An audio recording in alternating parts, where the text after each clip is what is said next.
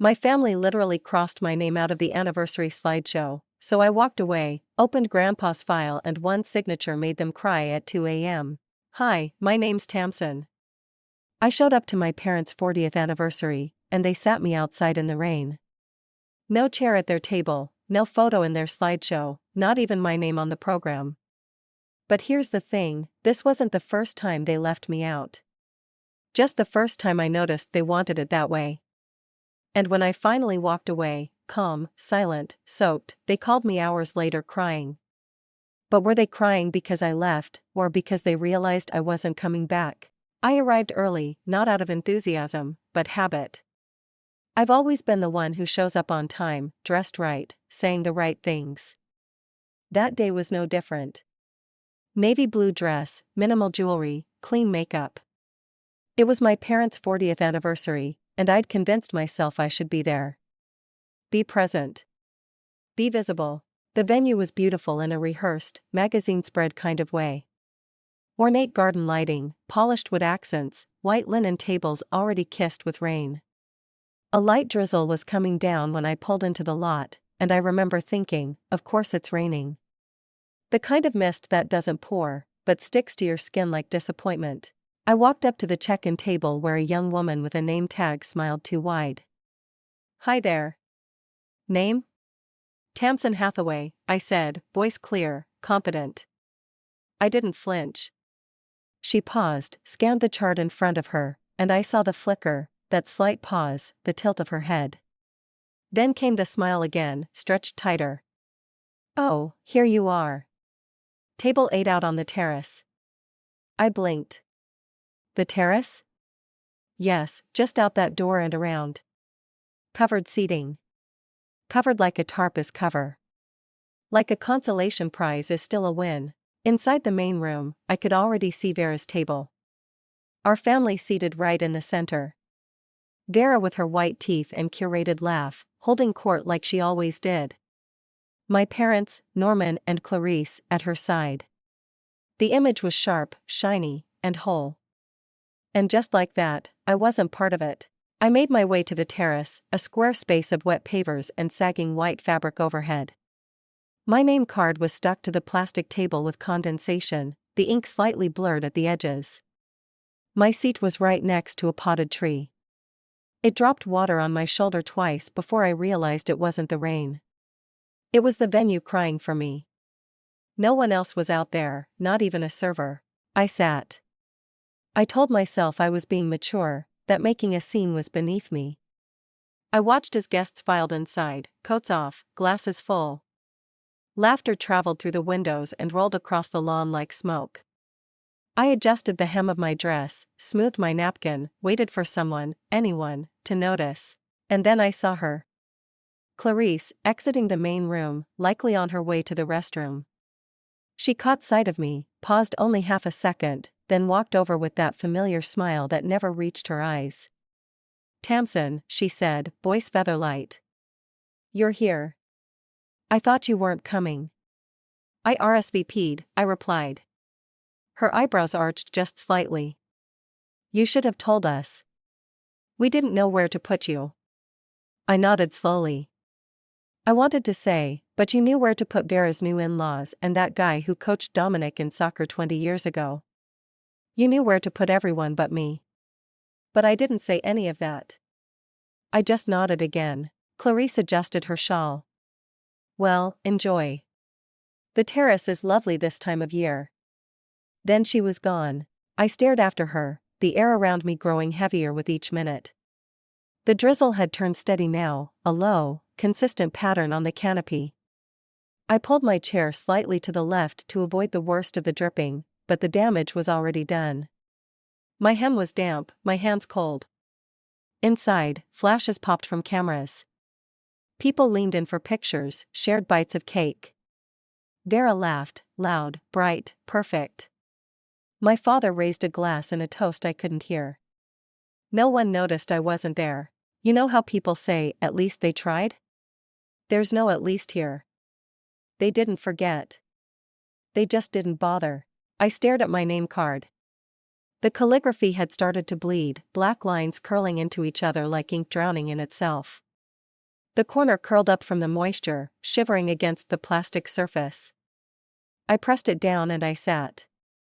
Because at that moment, I hadn't yet decided what kind of woman I would be when I stood up. The rain didn't stop. It just shifted from a drizzle to a more deliberate rhythm, like it had somewhere to be and decided I wasn't it. I stepped back under the thin canopy, brushing damp hair from my face, and stared through the glass at the party unfolding inside. From where I stood, the celebration looked perfect: warm lighting, clinking glasses, hands lifted in toasts, people hugging, laughing, leaning in to whisper memories as if the decades they spoke of had been good to everyone in that room. I used to think I belonged in those pictures. Now I wasn't so sure I'd even been in them. As I moved toward the door, a young man in black slacks and a fitted shirt, likely a staff member, caught my eye. He stepped forward politely, stopping me before I could re-enter the ballroom. "Excuse me, ma'am," he said, not unkindly. "This section is reserved for family and VIP guests. Do you have the green badge?" I looked at him. Then I looked past him where Vera stood under a spotlight, surrounded by familiar faces and fake laughter. "I am the daughter," I said, keeping my voice even. His eyes flicked toward the name list in his hand, then back to me. "I'm sorry," he stammered. "I wasn't informed." "I'll check." I shook my head gently. "Don't bother." He hesitated, then stepped back, unsure whether to apologize or pretend I never spoke.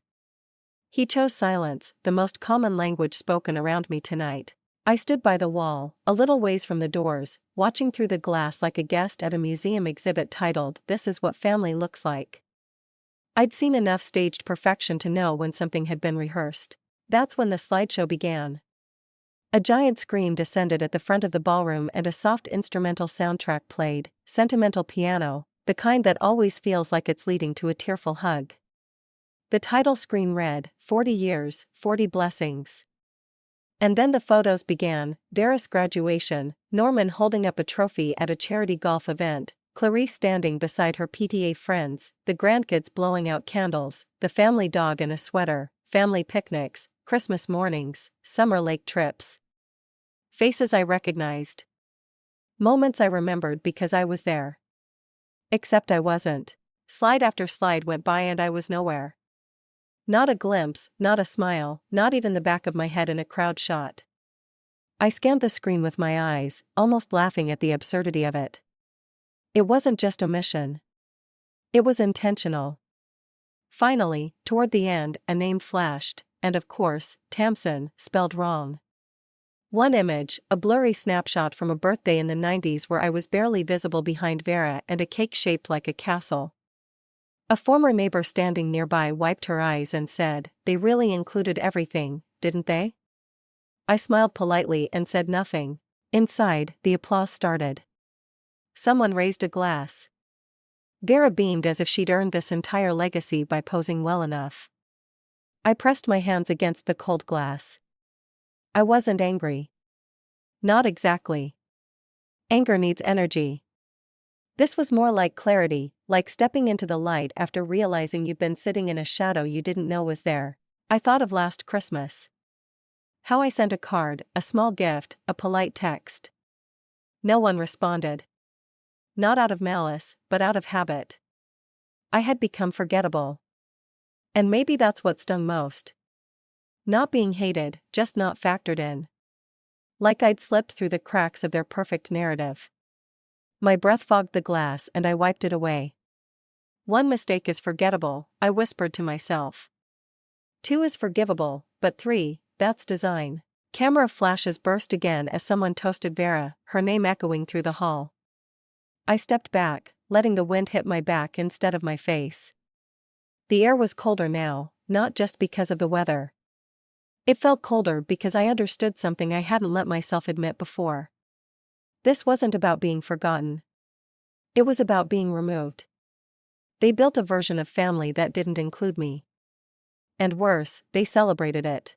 I stayed near the wall for a while, watching them through the glass like a stranger outside a storefront. Then the cold finally nudged me back indoors, not for warmth, but to find a restroom, maybe gather myself before deciding what came next. I slipped through a side hallway lined with framed family photos. At first glance, they were harmless, a wall of memories, until I noticed one in particular. It was a large canvas print of our family vacation to Cannon Beach. I remembered that trip vividly. I'd taken time off work, booked the rental myself when Vera flaked, even brought the extra beach chairs no one thanked me for. I remembered exactly where I stood in that picture, between my father and the cooler, holding a soda can with my sunglasses pushed up into my hair. But in this version, I wasn't there. They'd cropped the frame. Where I'd been, they'd added a floral design element, a swirled overlay with a seashell graphic. Aesthetic, yes. Accurate? Not even close. I stepped closer, narrowing my eyes. My father's elbow was angled awkwardly. There was a gap too wide between Vera and the dog. I pressed my fingers to the glass. No trace, not even a shadow. It wasn't a mistake. It was a rewrite. The hallway was empty except for an occasional passing guest who barely glanced my way. I moved past the gift table, pretending to look at the centerpiece. That's when I felt a tug on my sleeve. "Are you adopted?" a small voice asked. I turned. Junie, Vera's daughter, 7 years old, smart as a whip, her curls pulled into a ponytail so tight it could have kept secrets. I bent slightly, giving her my full attention. "Why do you ask that?" She bit her lip, suddenly shy. "Mom said you don't like family stuff, that you don't really fit." I nodded slowly. "And you thought that meant I might not be from the same family?" She shrugged, then smiled like kids do when they don't understand the weight of what they're carrying. "It's okay. I don't fit in at school sometimes either." Then, just like that, she skipped off, probably in search of cake or cousins more fun than me. And I stood there, flattened. That was the moment it shifted. Not the slideshow, not the seating chart, this. Because kids repeat what they hear when no one's pretending. They echo the things whispered behind closed doors. And Junie didn't invent that thought. She was just the delivery system.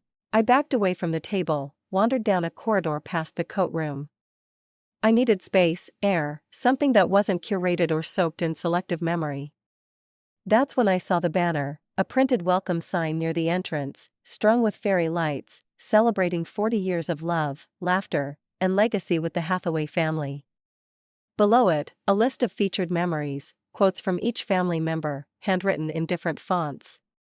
Vera's was bold and centered, "Thank you for teaching me how to lead with grace." Norman's, "Through all the noise, Clarice was the melody." Of course, even the in-laws had quotes. So did the grandkids. Mine wasn't there. I wasn't even a footnote. I stared at the banner until my vision blurred, but not from tears.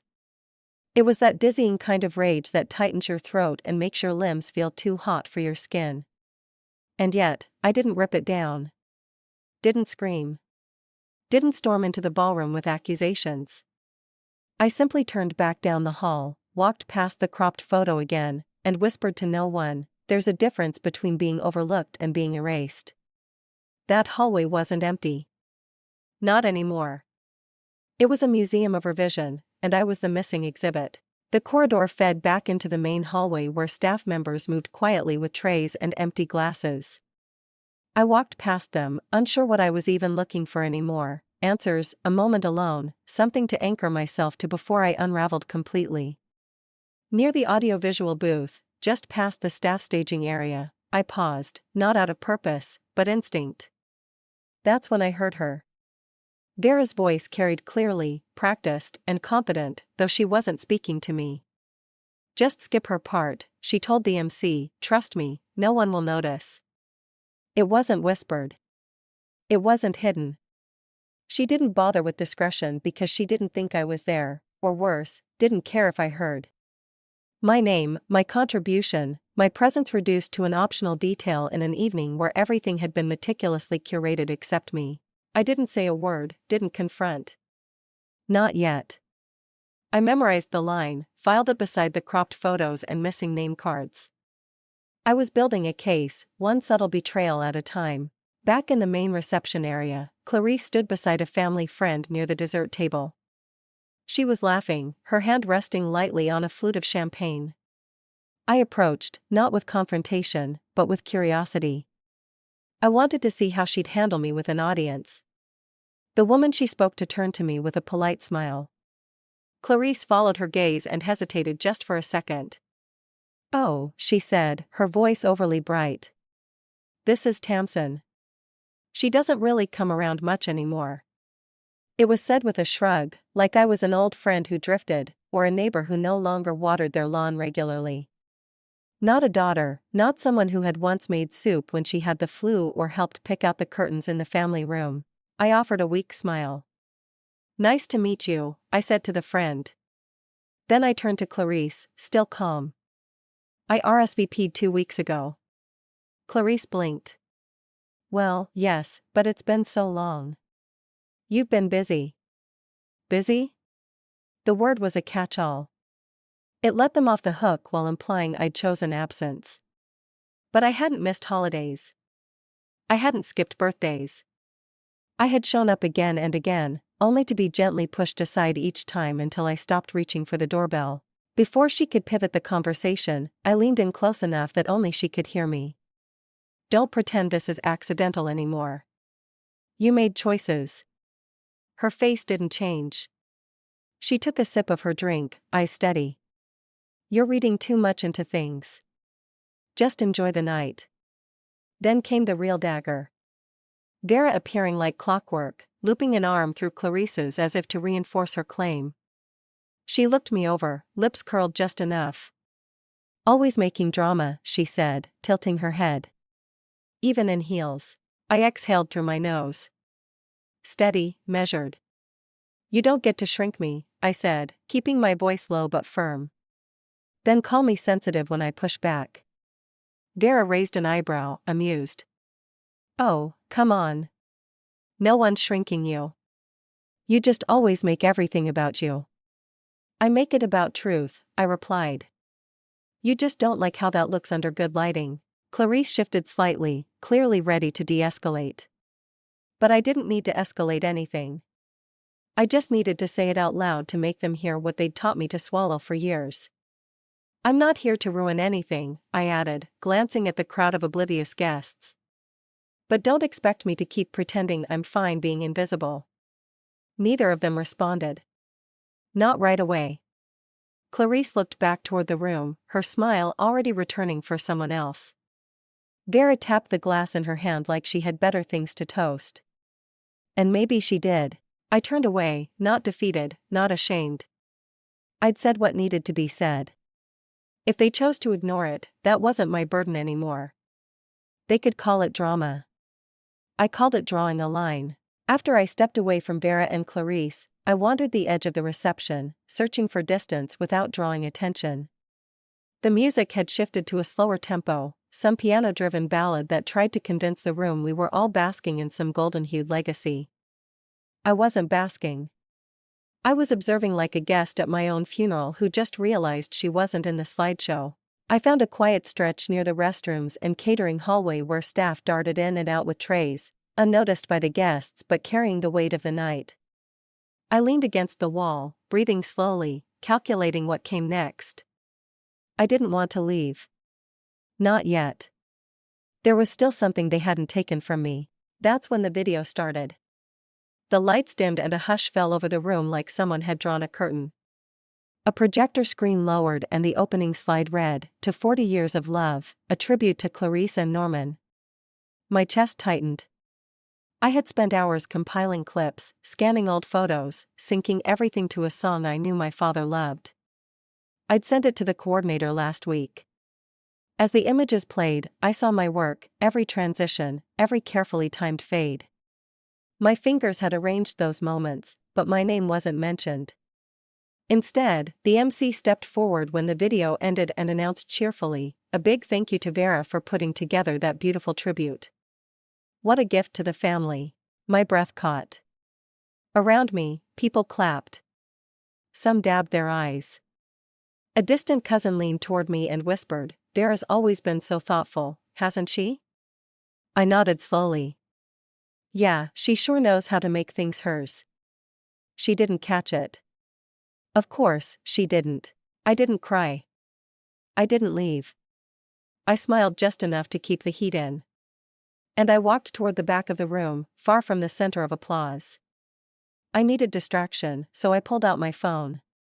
That's when the airdrop request popped up. You've received one photo from Elise's iPhone.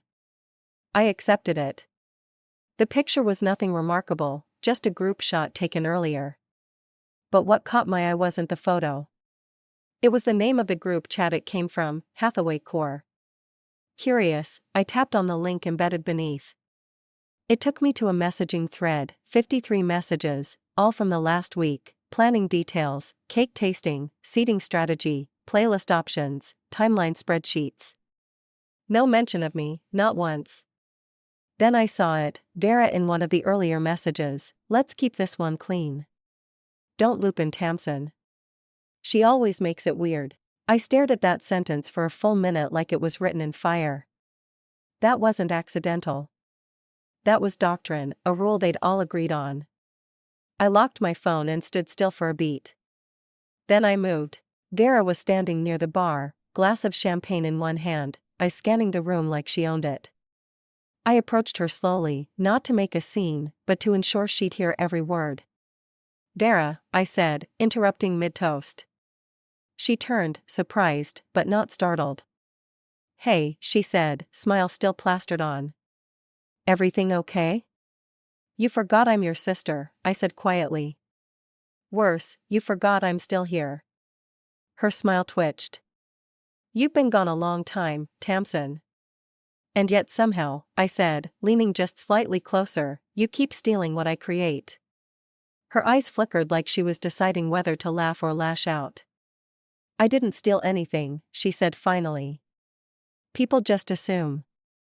I don't control what they say. No, I said, but you control what they see, and you made sure I wasn't in view. She looked down at her glass, then back at me. This isn't the time for this. It never is, I said, stepping back. That's how you've kept me quiet. She didn't follow. She didn't apologize. She just watched me walk away. I moved through the side corridor behind the ballroom, away from the sound of clinking glasses and hollow laughter. The hallway was dim, lit only by soft sconces and the occasional flicker from an emergency exit sign. It smelled faintly of lemon polish and something warm, maybe reheated rolls from the kitchen. I didn't know where I was going. I just needed space somewhere no one would tell me to smile more or call me sensitive in a tone too sweet to be sincere. The door to the staff prep area was slightly ajar. Inside, a tray of untouched name cards sat on a counter next to a clipboard. I stepped in, not quite sure what drew me there until I saw it. My name card, still there, unbent, unsmudged, unclaimed. They hadn't lost it. They hadn't forgotten. They just hadn't put it out. I stared at it, the thick cardstock almost mocking in its precision, Tamsin Hathaway printed in perfect calligraphy. No table number written in. No crease to suggest it had ever been handled. They made room for Vera's dog once, a whole place setting with a water dish under the table and a bone-shaped napkin ring. But me? I got the storage counter. A door creaked behind me. I turned to find Junie standing there, cupcake frosting on her chin and her little gold shoes scuffed from the dance floor. She was still clutching a balloon by the string, the kind that probably matched the family crest Vera had printed on the napkins. Auntie Tamsin, she said. Mom said you might leave early. I raised an eyebrow. She did? Yeah, she said you always ruin things. The balloon bobbed behind her as she spoke. You make people uncomfortable. That's why there wasn't a seat. She said you don't really fit anymore. I squatted down to her level, smiling gently. Did she say why? Junie shrugged, her mouth full of frosting now. Because you're always serious. And you don't laugh at Grandpa's jokes. That's true. And you don't let people talk over you. That's also true. She looked confused. Is that bad? I stood. Depends on who you ask. Junie gave a small nod, then wandered off toward the dessert table. I watched her go, that balloon trailing behind like a thought not yet formed. She had no idea she'd just cut deeper than any adult had managed all night. I walked back out to the terrace, the place they stuck me when they didn't know what else to do with me. My clutch was still sitting on the table where I left it. I picked it up, adjusted the strap on my shoulder, and for the first time all evening, I walked through the front entrance of the ballroom, straight down the center aisle, past Vera's admirers, past Clarice holding court, past Norman, seated stiffly like a man permanently stuck in neutral. I walked until I stood at the head table.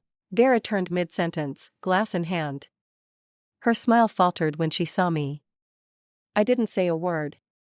I reached into my clutch, pulled out the pristine name card, and placed it neatly on the linen tablecloth right in front of her plate. I made sure she saw the name. Then I turned, slow and deliberate, and walked back the way I came, not rushing, not hiding, just leaving with my dignity intact and my silence louder than any speech I could have given. As I passed Norman, I caught his eye. He looked at me, then looked away. He didn't stop me. I made my way toward the rear exit through a narrow hallway lined with coat racks and catering bins, the kind of corridor no one notices unless they work in one. My shoes clicked against the tile, steady and slow, echoing like I belonged to another rhythm entirely, one that didn't depend on seating charts or family scripts. I wasn't headed for drama. I wasn't planning a scene. I was simply leaving. Or so I thought. "Ma'am," a man called from behind. I turned. A catering manager in a black vest, headset tucked into one ear, was motioning at me. "Please stay behind the service line. This area is restricted." I blinked. "I'm not staff." He paused, studied me. I didn't have a badge, no wristband, no guest ribbon like Vera had handed out to half the county. I just had my dress, my clutch, and apparently the look of someone who didn't belong anywhere. His voice softened. "Sorry, we've had issues with guests wandering back here." I nodded. "Right, no problem." I kept walking, the sting settling somewhere in my ribs. Not family, not staff, not even worthy of hallway clearance. They stripped me of every visible tie, I thought. All that's left is silence. The next turn brought me face to face with Vera. She appeared like she always did, lipstick perfect, shoulders square, not a strand of hair out of place, champagne still in hand, the glass untouched. Her eyes held that familiar blend of pity and calculation. "Hey," she said, "if it's all feeling like too much, maybe you should head out." She said it like she was offering kindness, like the problem was mine to manage, not theirs to stop causing. I stared at her. "You know how you get," she added, voice dipped in sugar. "And this is Mom and Dad's night." I could have laughed, could have screamed. Instead, I leaned in slightly, let my voice lower. "Every night is your night, Vera. You just renamed this one." Her mouth twitched. She didn't like that, but she didn't answer either. Clarice appeared seconds later, her presence like a perfume you remember even when no one's wearing it. She joined us with a slow, unreadable smile, eyes darting between us. "What's going on?" she asked. Vera tilted her head. "We were just talking."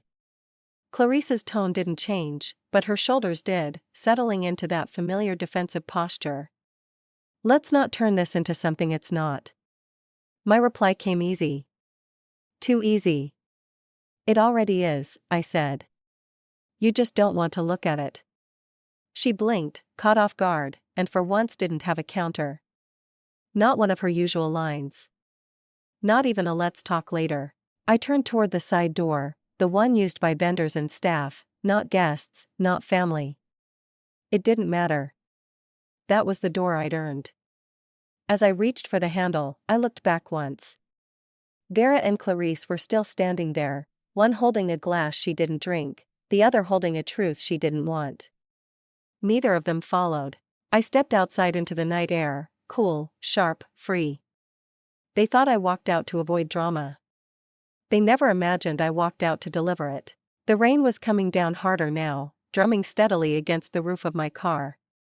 As I sat behind the wheel, engine off, headlights dimmed, the windshield wipers moved once, then stilled, as if even the car knew I wasn't going anywhere just yet.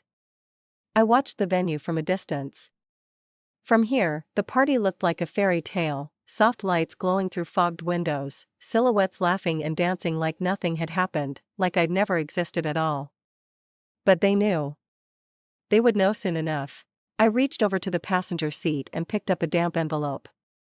Inside it was my invitation, folded, stained, and curling at the edges from where I'd held it too long. Before I left, I had walked right up to Vera's place at the head table and placed it there, right on her plate. My name still visible, though the ink had bled through. You forgot me in every photo. You missed me on every list. You replaced me in your narrative. But this little card was proof I had been there.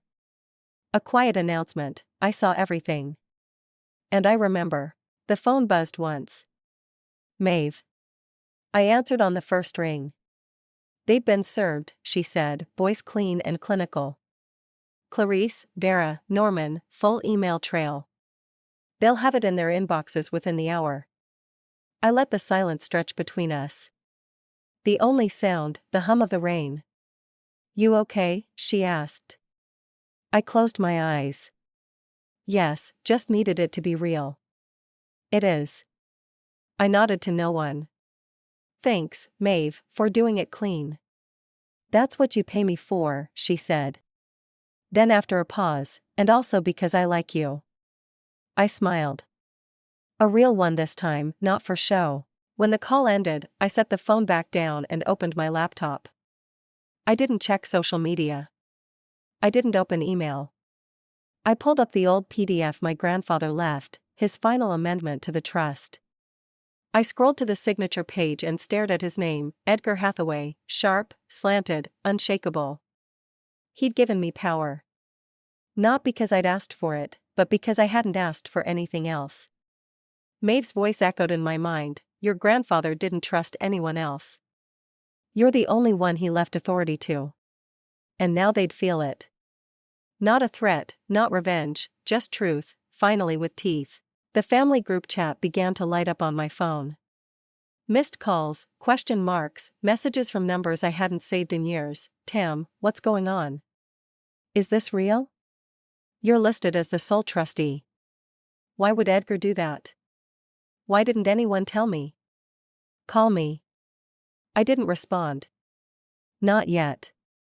I just watched the screen light up and fade again. As predictable as fireworks after the 4th of July, loud, fast, and over too quickly. I wasn't going to argue with people who had removed me from every birthday slideshow. I wasn't going to explain my place in a family that had spent years erasing it. They'd always had control of the rooms, the tables, the stories. But they forgot one thing. Paper remembers. And I had the paper now. I didn't drive home.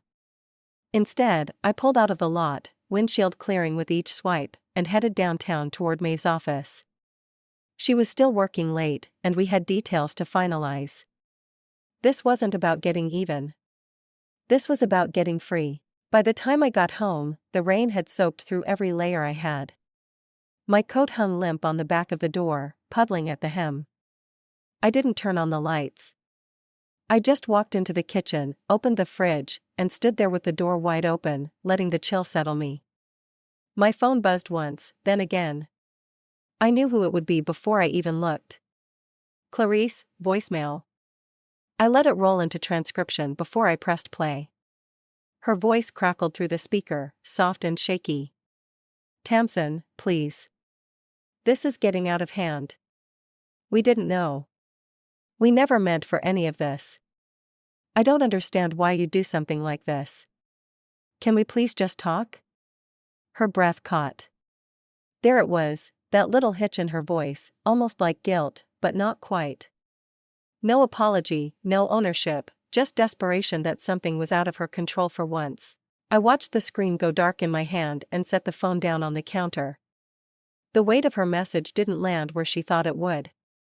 It didn't feel like a mother trying to make things right. It felt like a CEO trying to stop a leak. If you're crying because you lost control, I whispered to the silence, don't call it heartbreak. I made coffee, not because I needed it, but because the routine mattered. Something about boiling water and grinding beans helped settle my chest more than any forced conversation ever had. The sun was just beginning to filter through the blinds when my inbox chimed. One new message. Subject: I remember you, from james.carter@caterings.com. I stared at it for a second before opening. Tamsin, I hope you don't mind me reaching out. I was one of the servers at your family's event last night. I know you probably don't remember me, but I've worked a few of your family's functions over the years. I just wanted to say I remember you. You're the one who planned your father's 60th, right? I still remember how smooth that night ran. You were the one coordinating the band and the cake and even fixing the seating mess last minute. Everyone credited Vera, but we all saw who was actually doing the work. Last night, I saw you out in the rain. I saw your name wasn't on the seating chart. I wanted to say something, but I didn't know how to interrupt all that noise. Anyway, I know this doesn't fix anything, but I wanted you to know not everyone forgot you. James. I read the message twice, then a third time, and for a moment, I just let myself sit with it. A stranger remembered what my own mother pretended not to. A server who carried empty glasses saw more than half my family had. It wasn't validation. Exactly. It was something quieter, softer. Proof that I hadn't imagined it all. I closed the laptop, picked up my phone again, and opened the family group thread, the one that had remained suspiciously quiet since Maeve's email went out. I scrolled past old messages, birthday gifts no one sent me, vacation photos I was never invited to, prayer hands for Vera's flu. I stared at the blank message box, thought about typing something, then didn't. Instead, I pressed and held the thread. The delete conversation button popped up. I tapped it and it was gone. I opened a new message window and typed to Maeve, let them respond through lawyers now. She replied within a minute, already started. I set my phone face down and stared at the ceiling. This wasn't bitterness. This was the beginning of peace. The sun was starting to dip when the next ping came. Not a phone call this time, just a new email from Maeve. Subject: meeting recap. Delivered as requested. I clicked it open while seated on my couch, legs tucked under me, still wearing the sweatshirt I'd slept in. The apartment was quiet. No music, no TV, just the hum of the refrigerator and the distant sounds of life continuing outside. They called an emergency family meeting this afternoon. I attended on your behalf. Your statement was read at the beginning and left on the table afterward. Beneath that line, a quote I typed last night in a window lit only by the glow of street lamps: sometimes to be seen you have to disappear, and sometimes disappearing is the only way to make noise. I debated signing it, but in the end, I didn't. They knew who it came from. My laptop buzzed again. This time a forwarded link from my cousin Elise. Thought you should see this? I clicked. It was a video clip, blurry phone shot uploaded to Vera's social media. Norman stood at the front of a room holding a champagne flute. His tie was slightly askew and he smiled in that rehearsed way men do when they've been convinced they're the head of something they haven't led in years. I just want to say, he began, how grateful I am for everyone who made this night possible. My wonderful wife Clarice, our daughter Vera, her incredible husband, the grandkids, and every friend who stood with us through 4 decades. Pause. Clink. Smiles all around. My name came, not a stumble, not a correction, just absence. I closed the video. Of course, I whispered. He wasn't lying. Not really. He was thanking the people who had stood beside him.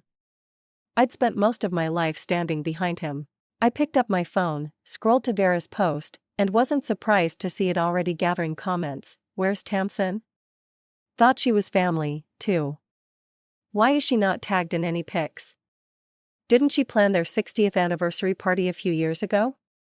It was subtle, but there, a soft ripple in the digital surface they'd tried to keep still. I didn't reply. I didn't react. But I smiled.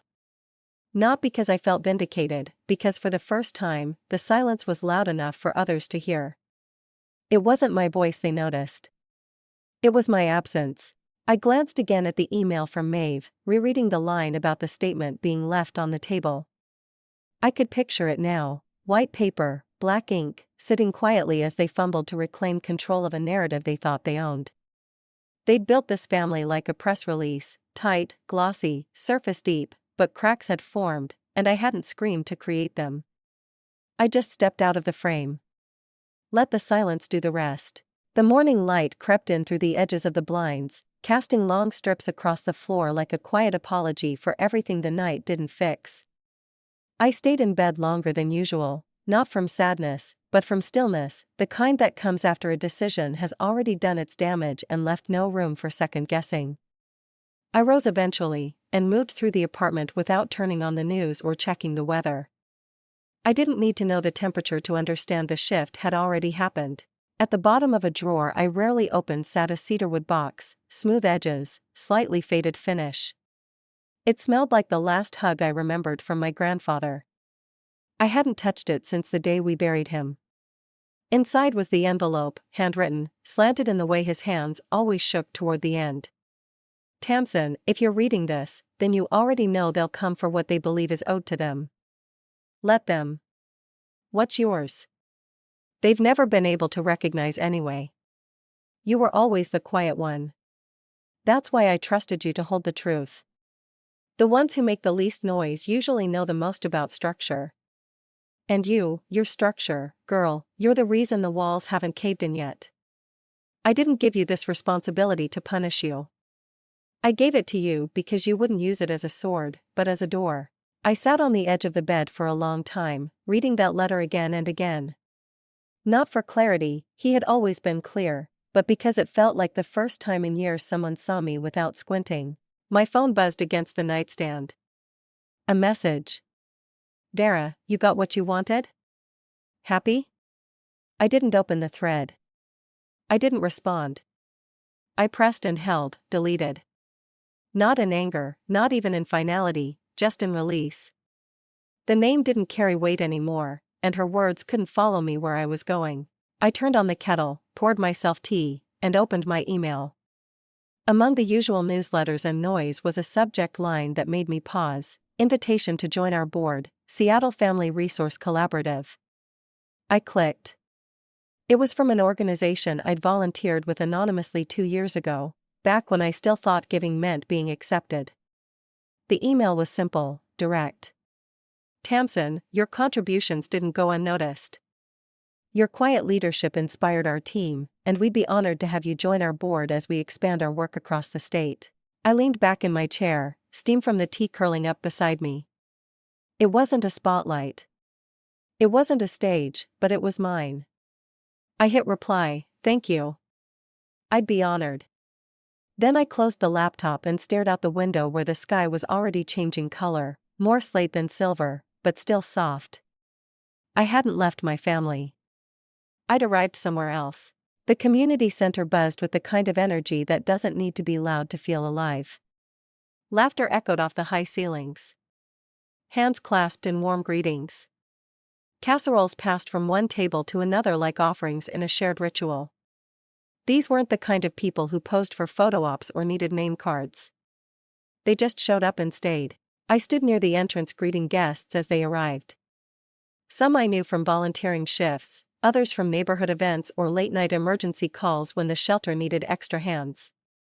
No one asked me to prove my place here. A woman in a denim jacket stopped beside me, clutching a pie. Is your family coming? I smiled, not with bitterness, but with certainty. Everyone who's supposed to be is already in this room. She nodded, not realizing what the answer held. Behind me, the tables were dressed in soft linen scattered with printed stories of local mothers and caregivers, small testimonials, faces often overlooked. Today wasn't about me, and somehow that made it entirely mine. After helping a volunteer rearrange the donation basket, I stepped outside for a moment of air. The sun had finally broken through, casting slanted gold across the sidewalk. I took a breath and opened my purse. Inside at the bottom was a cream-colored envelope addressed in my own handwriting, Clarice. The flap wasn't sealed. I'd written it 3 days ago, unsure what I was hoping for. Inside was a blank card, thick cardstock, no message, just the weight of everything I could have said. I pulled it out and leaned against the railing, letting the breeze flip it open. Then, with a borrowed pen from the sign-in table, I wrote a single line: "If I wasn't welcome in your house, you're not welcome in my peace." I folded it back into the envelope, paused, then tore it clean in half. Not out of spite, out of finality. I dropped the pieces into the trash and stepped back inside. The event was already underway. Someone tapped a mic at the front of the room and I made my way toward the podium. A few people clapped quietly, unsure if we were officially starting. I didn't prepare a speech. I didn't need one. "Thank you all for being here," I said, steady. This started as an idea, just a seed, and it grew because people showed up, even when it was uncomfortable, especially then. A few heads nodded, others smiled. Not performative, genuine. Sometimes, I continued, you don't lose a family. You just stop letting them lose you. The room held still for a moment.